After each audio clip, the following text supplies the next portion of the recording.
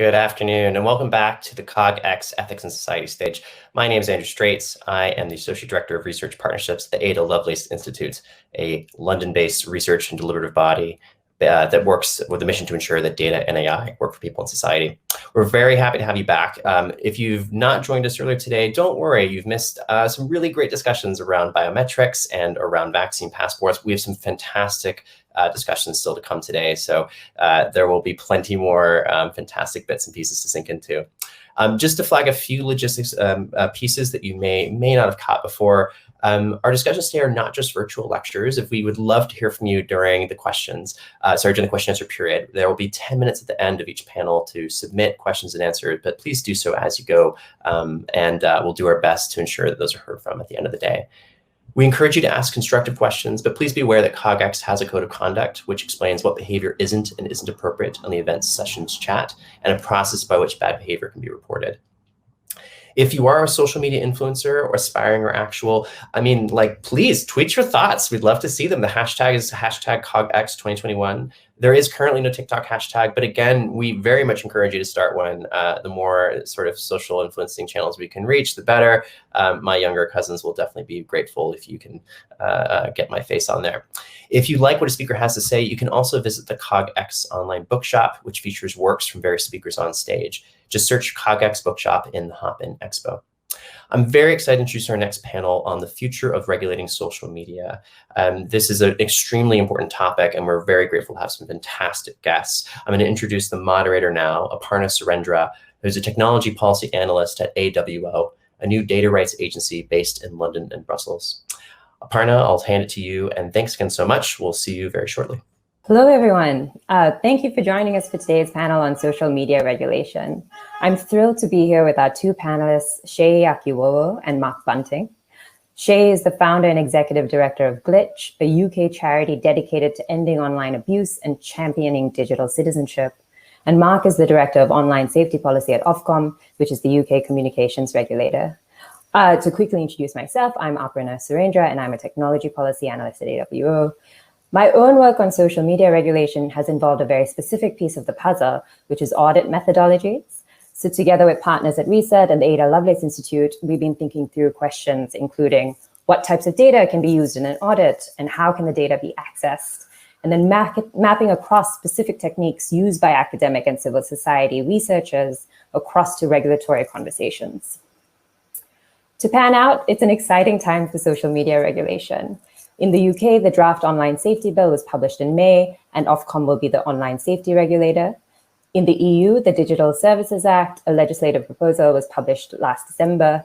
And there are changes afoot that carry immense opportunities, but also risk. So with that, I'm really looking forward to the conversation with Seyi and Mark to chat through current regulatory proposals and regulation of the future. So with that, I'll hand over to Seyi for introductory remarks. Thank you. Hi, thank you so much for having me, Ada Lovelace Institute and CogX. What a time to be talking about social media regulation in this heat, hey? But alas, a very important conversation to be had.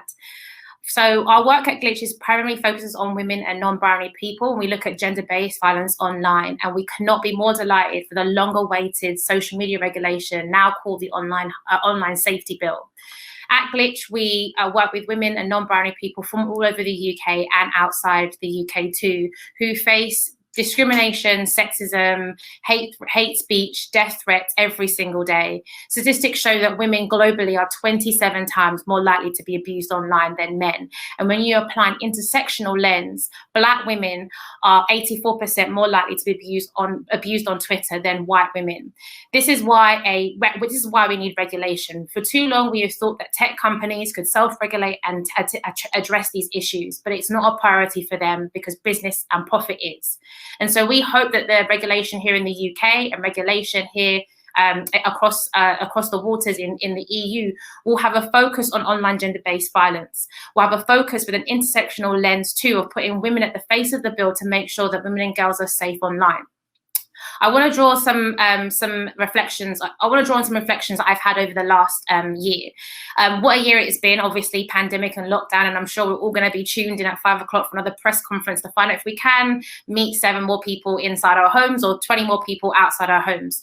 But what also we've learned in the last year is that the pandemic and has brought about a massive increase in the use of the online space.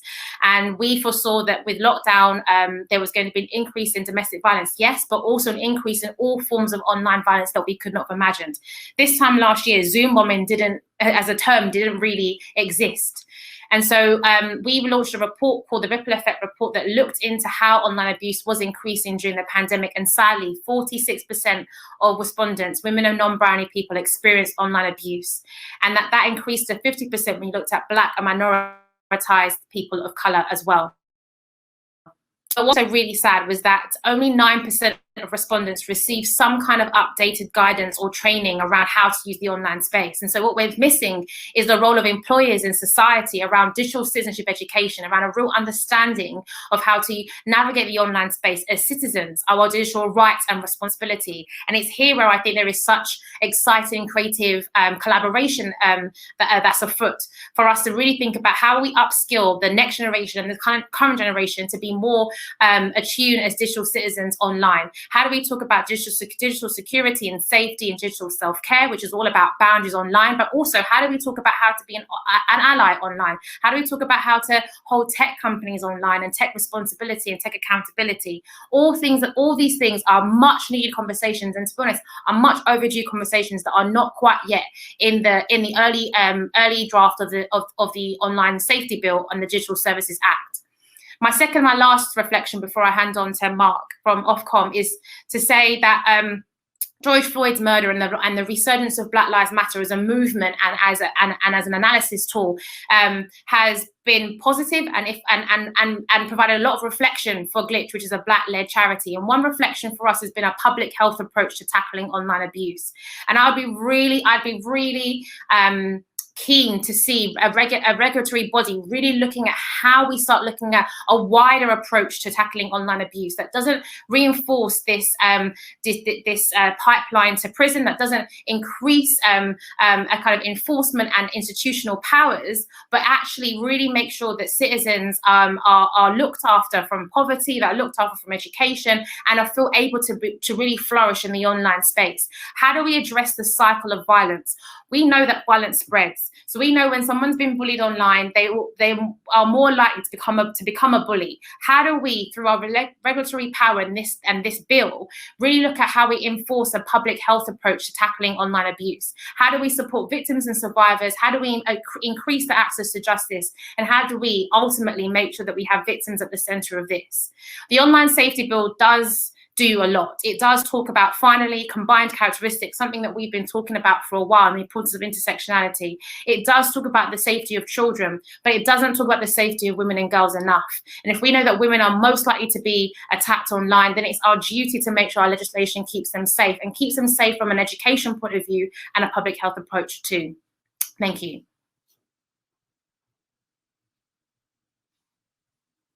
Thank you, Seyi. That was incredibly helpful, and I think like a really lovely framework for grounding kind of our discussion in terms of lived experience as well. There are a number of things that you touched on that I'd like to return to in the conversation, which included, I was just taking notes and my entire page is just filled now. Transparency with big tech companies, intersectional harms, digital citizenship, and a public health approach to regulation. I think all of those are really rich, and you touched on them briefly, but I'd like to hear many more thoughts. Right now, I'll turn to Mark. Mark, as I mentioned, is with Ofcom, which is the UK's communication regulator and will be the regulator for online safety. Mark, over to you. Thanks very much, Aparna, and thanks everybody for having me here today. It's good to be part of CogX. So this is going to be a time of really far-reaching legal and regulatory change on online safety, not just in the UK, as Aparna said earlier, also in the EU, in Canada, Australia, India. Many countries around the world are looking at legislating on these issues. Even in the US, there are a number of proposals for greater regulation of online platforms and social media in particular. So I think there's a sense that the time for effective regulation for online safety has come. I thought I'd just say a little bit about where we are in the UK process for those who may not be so close to it. A draft bill has been published, as Aparna said. That is now going to go into a period of pre-legislative scrutiny. We're still waiting for the parliamentary committee to be formed to oversee that scrutiny period. And during that period, the bill will continue to be in a non-final form. So there's still a number of areas where the government is working through precisely how it wants the legislation to capture what it wants to do. That pre-legislative period is unlikely to be finished now till the autumn, and then the bill will be launched formally in Parliament after that. And it could normally take 9 to 12 months for a bill of this size and complexity to go through the process. So we're still in the early stages of a process which will take a little while to play through. Now, Ofcom's role in this period is to work with government and Parliament to explain how we would use the powers, how we interpret the obligations that are in the bill. The bill itself, of course, is for Parliament to decide and for government to steer through. But we will very much be involved in that conversation and talking to parliamentarians about how we see the role over this period. The online safety bill in the current draft is really a risk-driven approach. It's very broad-based. It sets an expectation that all companies that host user-generated content and search services will assess the risks of illegal content being disseminated on their platforms and the risks to children arising from their services. There are also responsibilities for so-called Category 1 companies, those that meet certain size and functionality thresholds, to protect adult users from content that may be legal but could be harmful. Companies have to mitigate the risks that they identify in risk assessments that they must carry out regularly. They have to use systems and processes to minimize the dissemination and presence of illegal content and to prevent children from accessing content that may be harmful to them. They have to specify in their terms and conditions how they'll protect users from illegal content, while also having regard to users' rights to freedom of expression and privacy. They also have to have systems to allow users and others to easily report illegal content and operate complaints processes that are easy to access and use. So it's a risk-based approach. It's a process-based approach. Ofcom, as the regulator, will not be empowered in the current drafting of the bill to adjudicate on individual items of content that are hosted on platforms. Instead, it'll be our job to ensure that companies have robust risk management processes in place and that they're responding in an effective and timely way to the harms that their users have experienced. It's worth just standing back a bit, I think, and thinking about why we need this. And to some extent, that's obvious. You know, Seyi talked very eloquently about the kind of issues that Glitch are involved with. Barely a day goes by when there isn't media coverage of online safety issues of one form or another. But I think what we discern through the research that we've done is a more fundamental shift in public mood as the awareness of risks and concern about online harms has grown. In research that we published just last week, we found that 3/4 of adults say they've had a negative experience online in the last 4 weeks.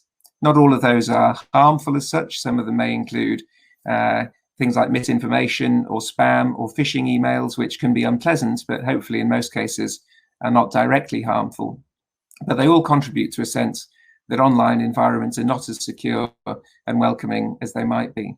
And then, of course, there are the genuinely harmful experiences online, where we would be particularly concerned about the risks to younger people. Half of all 12 to 15-year-olds, for example, say they've had a harmful experience online. About the same number say they've seen hateful content online in the last 12 months. 30% of 12 to 15-year-olds have been contacted by someone they didn't know who wanted to be their friend or said they wanted to be their friend. We're in a situation now where most adult internet users agree that people must be protected from offensive and harmful content. And a relatively small number of the biggest services really are at the heart of this.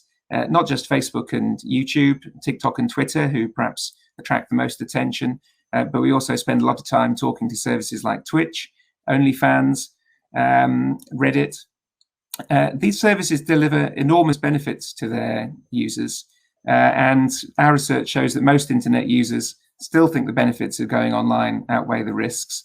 And we've seen the way that people rely on online services, particularly in the last 12 months, to keep in touch with family and friends. The opportunities for creative self-expression and innovation that online services offer, and the way that the children were able to continue with their education despite a series of lockdowns. So the central challenge facing the industry and that regulation has got to get to grips with is how can we promote a safer life online that enables all users to reap the benefits of online services without fear of the abuse, discrimination and hatred that Seyi described earlier. For Ofcom's part, we recognise we still have a huge amount of preparation to do. We recognise the significance of our role. We know we've got a lot to learn, including from organisations like Glitch that have been working in this area for a long time, and we'll continue to work closely with those stakeholders as we develop our approach. And look forward to talking a bit more about that in the discussion. Thank you. Thank you so much, Mark. I think that was like a really wonderful introduction to online safety and the variety of stakeholders kind of involved in the process, from government, parliament to the regulator, as well as a description of the risk-based approach and the process-based approach that we see in the current drafting. Seyi, I'd like to turn to you for a first question, which was about intersectional harms. And that's something that I know that you've campaigned a lot around, and it's something that you touched on in your introductory remarks. Could you describe what intersectional harms are and why they are so important? Yeah, so intersectionality is a term coined by Dr. Kimberly Crenshaw in the States. Essentially, it means protected characteristics that we have of identities intersecting and causing an amalgamation, and if not sometimes new harms, or being prone to further discrimination. So you've got terms like misogynoir, which has been coined by another Black academic called Dr. Moya Bailey, who talks about the intersection of race and gender, particularly for Black women, causing a different type of abuse offline and online. And with us having multiple intersecting identities, the online space allowing us to cultivate these identities, sadly what happens is that people with combined characteristics and intersecting characteristics are most likely to face harm.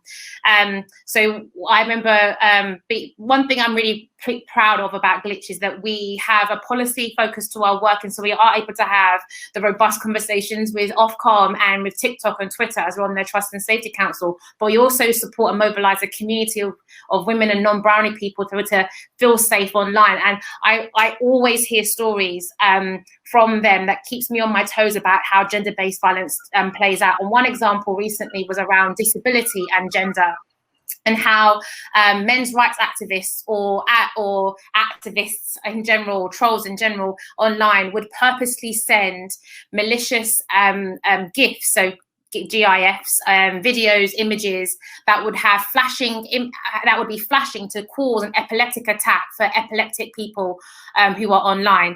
And there'll be women who are about to do the school run, who would have picked up their phone, who are campaigning in this area, that have been sent these horrible flashing GIFs to spark an epileptic attack before they are about to do the school run. And that horrific story really sits with me, because I'm somebody that loves GIFs. Like, if you follow me on Twitter, I'm forever using GIFs to explain how I'm feeling and my mood, particularly when we see developments around the things that Mark Zuckerberg and Jack Dorsey are doing or not doing. And to think that something that is so joyous is being used against a minoritized community was so eye-opening to me. And that's exactly how it's like for women more broadly all over the world, who have these interventions, these tools and tools and products that are continuously being developed on the platform, being used actually to silence them, to cause self-censoring and to cause harm offline.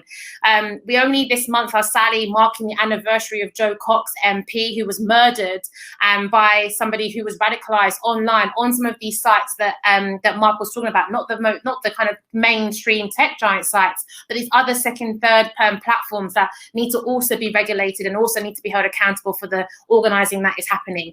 And I always say, if you make sure that the online space is safe for the most minoritized, then everybody is going to feel safe online. We saw the importance of intersectional harm last year, and it tying with actually AI, when people, well-meaning people, were sharing the video of George Floyd's murder and him taking his last breath. For the Black community across the world and the diaspora, they did not want to see this yet. Tech companies were making profit from such pain, such trauma, and there was no way for communities to be able to mute that content, to be able to navigate away from that content. And that is exactly why we need algorithmic audits. That's why we need to have a digital citizenship framework that holds tech companies to account, because they are not looking to create platforms that are benefiting the most minoritized. Thanks, Seyi. I'd like to turn a little to your comments. Oh, I think Mark's frozen. I'd like to turn to something that your comments kind of segue really nicely into, which is the role of transparency and accountability, particularly of large tech platforms. So I'm curious, I know both of your organizations do interact with technology companies on the treatment of harmful content. How will the online, could you maybe describe what those relationships currently look like, and how will the online safety bill change the nature of those interactions? So Mark, I'm not sure if you caught that question. Yeah, I did, Aparna. Yeah, sorry to be having some technical issues at this end, story of the times. Yeah, so I think the big change for us is going to be that this legislation will put in place an explicit framework for transparency and accountability of the big online services. It won't be in its current form prescriptive about what exactly that means, and it'll be for us to work through with individual companies how they're going about their risk assessment processes, the mitigations they're putting in place, what we expect from them in terms of transparency, and then to hold them account for delivering that. But it will set a clear set of expectations about what companies need to do in order to comply with the regulation. And I think that will be really important because, of course, in the end, it gives legislative force to the conversations that we have with platforms. It enables civil society organizations to go beyond working on a purely voluntary basis with platforms. It enables us to be the conveners of a conversation between civil society organizations and expert bodies and academics about how we tackle these issues of online safety collectively. And I think that will be a significant shift in the nature of the conversation with industry. I don't think it's very often going to be about the regulator laying down the law about what exactly companies have to do and not do. I think that's something that we're going to need to work through with them over time. But it will put that conversation about accountability and about effective safety management on a much more formal footing. Aparna, is it possible to come back on something that Mark's just said? Yes, please jump in. I think that leveler is really important. I mean, I'm an eager beaver. If you spend 5 minutes with me, I can tell you what my kind of plan vision is for a very more a safer and more inclusive online space. So I have to sometimes be told by the board and by the team just to kind of keep the pace. But one important milestone and pace is something that Mark said, which is around leveling it out. So all civil society, can have time with social media companies. At the moment, there is such a disproportionate amount of time where certain sectors of charity world has the ear of tech companies and versus others. So for Glitch, I'm very fortunate, but we're a small organization, so can't be at every meeting. Sit on TikTok's Trust and Safety Council and sit on Twitter's Trust and Safety Council. And often than not, I am sometimes one of the only Black people, if not Black woman, if not minoritized person, full stop, in these meetings. And we have to make sure that there is a way of a neutral convener that is going to allow civil society to have direct access. I mean, what the next step for that would be is about remuneration, right? Why is that civil society groups have to get funding that is being taken away from, more frontline services, funding to have time to be able to then make platforms better when they're making multi-billion-pound profits? That's something I think we need to talk about in 3 years' time, but that is something that I think is important to still bring up. Thanks, Seyi.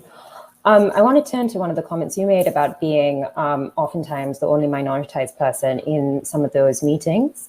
And one of the questions I had for you both was, one of the exciting things we see with the regulation is the creation of a new type of online safety role that didn't exist a few years ago.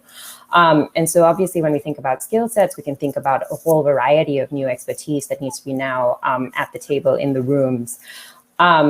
And I was hoping that, Mark, you could speak specifically to how Ofcom is thinking of the new types of skill sets that are required to implement this regulation.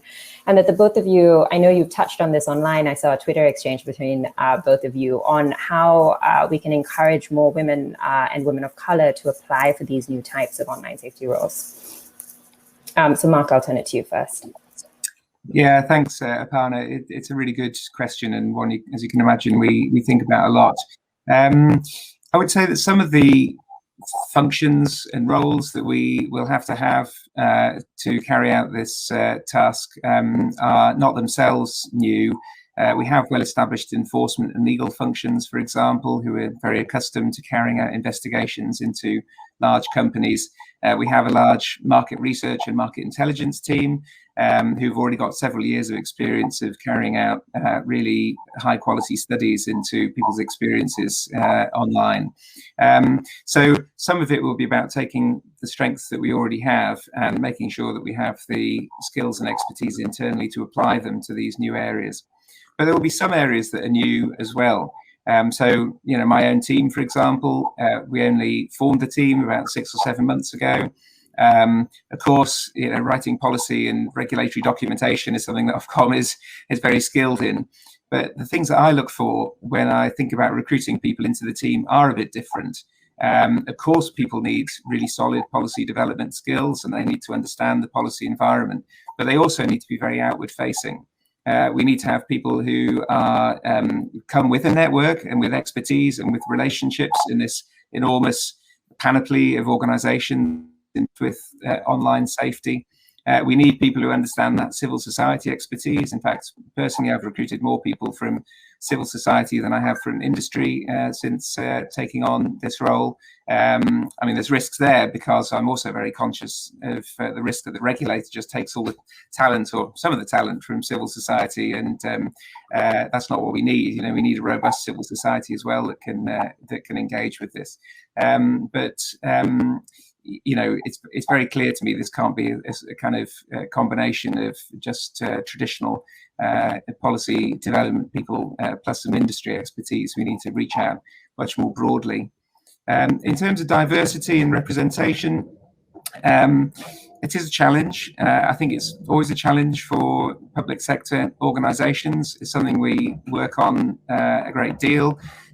We are just in the process of making a series of further offers to new people to the team.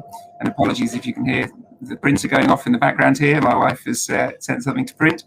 And that would be a very broad range of skills. But clearly the team itself can't be the only way that we represent the different perspectives and voices in this area. Because in the end, Ofcom will be a relatively small organisation.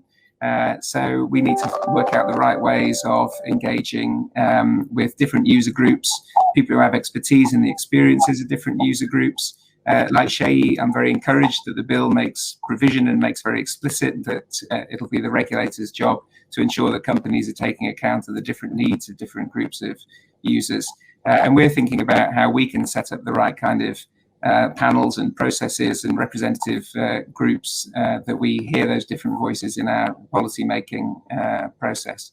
So I think it's a combination. It's about really working hard at the recruitment stage to bring in those diverse perspectives, but it's also ensuring that we've got that kind of outward facing approach so that we can hear from different groups as we go through our work. Thanks so much, Mark. Seyi, is there anything you'd like to jump in with? Yeah, I think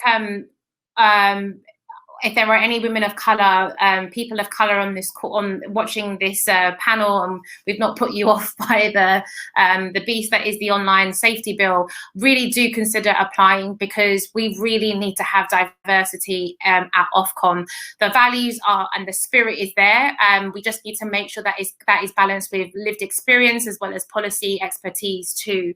Where I can, I've been promoting and sharing, and so I think there are two things. I think there's a diversity and inclusion conversation, and we are recruiting at Glitch, and we have that conversation every week around how do we reach more diverse people, how do we make sure we're more representative. It's something that is not a tick boxing exercise, right, which the last year from Black Lives Matter has taught us. I think the second thing is around how do we get communities who don't even think that this sector is for them interested in applying, right, because that's who it impacts the most. And I think there's a role for, as part of digital citizenship education, for Tech Accountability 101. People really understanding what algorithms are, really understanding how social media platforms work in a way that protects people from misinformation and conspiracy theories, which then ends up doing more harm than good, but also ignites and activates people to think, rah, this is the situation that is affecting me, even if I have nothing to do with it. Couple examples very quickly. I have a work wife, Gabby Edlin, who founds a charity called Bloody Good Period. The day before Menstrual Hygiene Day, one of the most important international days of the year for women to talk about period equity, they were shadow banned on Instagram. It took me having a contact at Facebook and Instagram to help them get their account back, for them to be able to participate in Menstrual Hygiene Day. That is not okay. It should not take this back room, who knows who dealing to have consistent uses of the platform. And that's who gets affected. That's who gets targeted. A period equity charity that is helping the most vulnerable of people in our community, asylum seekers, victims of domestic abuse. Again, domestic abuse in refuge shelters. There are women who are being trapped through spyware and stalkerware, who don't really understand how these platforms are being operated and are being used. If we can have Tech Accountability 101 education provided as part of this public health approach that I talked about earlier, as part of digital citizenship education that could be strongly referred to in the bill, then we can really make sure that everybody's on the same level playing field when they're deciding what kind of tech companies that they want. If we don't have that, then it's going to be the same privileged few that get to decide things around data, things around audit, and things around transparency. Thanks, Seyi. I want to pick up on that comment about Tech 101 or like digital citizenship. I know both of your organizations do a fair bit of work on promoting digital literacy and safe online practices. So I know Glitch obviously provides resources for digital citizenship, and then Ofcom has its Making Sense of Media program. So I was wondering if the both of you could speak a little more specifically to those forms of public engagement and how you see public education kind of facilitating or working alongside some of the regulatory aspects. I will pass it to Mark first. Yeah, thanks, Aparna. And as you say, we have a long-standing program on media literacy, which has been known as Making Sense of Media for the last few years. And we work very closely with civil society and academic experts in this area. It's a complex area. I very much agreed with what Seyi said earlier about the importance of digital citizenship and rights and responsibilities. I think it's an area where again, it's for the regulator to play a role in trying to bring together different perspectives and help to drive what probably will be quite a long-term program in this area. Of course, schools and colleges have a role to play in this, but equally, it can't be something that's purely solved through the education system. You know, I think companies themselves have a significant role to play through using their terms and conditions and the signals that they send to users about what's acceptable behavior and what's not on their platforms.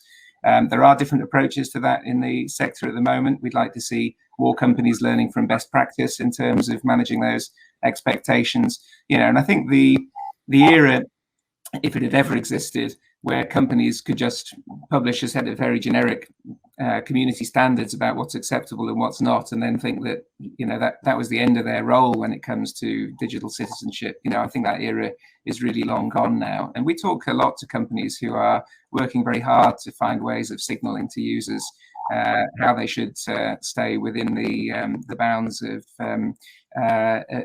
good and responsible behavior online. It's not straightforward. There are tricky and complex issues everywhere. There is often discussion about anonymity, for example, as a potential enabler of harmful behavior, and perhaps it is. But of course, anonymity is also tremendously important to people who may not be able to give their real identities and who use anonymity as a way of keeping themselves safe online and protecting their own privacy. It's a very important area. I don't think it's an area where there are simple, easy fixes that either we or companies can put in place, but it'll be a big part of our focus as we think about what the regulatory regime. Thanks so much, Mark. Seyi, I'll pass it over to you because I know your approach to digital citizenship, I think, is quite expansive and very interesting. Yeah, so for us at Glitch, digital citizenship is about the understanding that we have digital rights, and with all rights comes responsibility. And there's been a huge focus across Europe for many years about our digital rights and data privacy and all of that, and that is great. But we need to now start having a conversation about responsibility. And we think about that with three elements: the individual, our social, and our institutional responsibilities too. In the individual, it's about cybersecurity. It's about thinking about your online space and double locking it. It's about thinking about your digital footprint and being more aware. We also have a conversation around digital self-care, which unfortunately for a lot of minoritized communities, particularly women, don't feel like they can set these boundaries online, feel very much pulled by the algorithms that are asking them to overshare, that is asking them to kind of click yes or cookies and accept all and all of this stuff. And it's really about going back to setting boundaries and page policies, particularly for journalists and women in public life, your MPs, your councillors, who get the most abuse, and which is why we launched at the head of the local elections in the UK in April a new resource called Digital Threats to Democracy. And it's a 101 guide and a free resource and toolkit for women in public life to feel safe online around cybersecurity and digital self-care and self-defense. On the social level, around digital citizenship, it's around what is our responsibility to each other online. Today, sadly, marks the anniversary of Grenfell, and I can't believe it's been 4 years. And when Grenfell happened, and it shouldn't have happened, but when it did, we all knew that we had to do something to respond, whether that was donating food bags, whether that was calling the fire ambulance, whether that was, we all knew there was something, a duty in us to respond as Londoners, as citizens of the UK, and if not the global community. We haven't quite yet developed that when it comes to the online space. We're quite desensitized already to women who are being abused online, who are trending. We are seeing people jump on hashtags, and we're telling women to just leave the online space. Just this morning, somebody posted something on the 9th of June, and somehow it was landed on animal rights forum that then has now sparked active cyber harassment and trolling across all her social media platforms. And she had no idea what she was waking up to this morning. So we have a social responsibility to each other around how do we be active bystanders online? How do we be responsible for not perpetuating and reproducing harms that we would not tolerate offline? How do we make sure we're not passing on stereotypes that tend to often impact Jewish communities? How do we make sure we're not spreading misinformation and disinformation too? And institutions have responsibility. As Mark said, there can be nudges, there can be ways to support the behaviors that we want to be seeing online. There can be a way of modeling the behaviors and encouraging that, rather than what feels like this race to the bottom of doing the bare minimum. And then when they finally update their policy, we're giving them a round of applause. For example, only last year, Facebook made Holocaust denial against their community guidelines. That is not okay. Institutions should be role modeling digital citizenship consistently and should be encouraging all users to do that. And they can do this creatively. The PR budget they spend on making the CEOs and founders of these platforms look like they're still working off their garage and are not a multi-billion-pound company. It's the same PR and investment that can go into digital citizenship education. The budget that goes into behavioral science to get us to share our information and to be desensitized and to spend more time than we should on these platforms could go, yet again go into digital citizenship education. There is stats to show, and I'll end here, to say that more women would go back onto platforms like Facebook if they felt like it was safe. So if we can turn through regulation their business model to make it that duty of care and digital citizenship was something that was going to generate them money and redistribute that power to make sure there is safety as a framework, then we can really make the platform what we want, a public extension of our offline spaces that is safe for everybody to navigate. Thanks so much, Seyi. We're in the final few minutes of the panel. I've been picking up questions from the audience as we go, but please keep sharing those with us.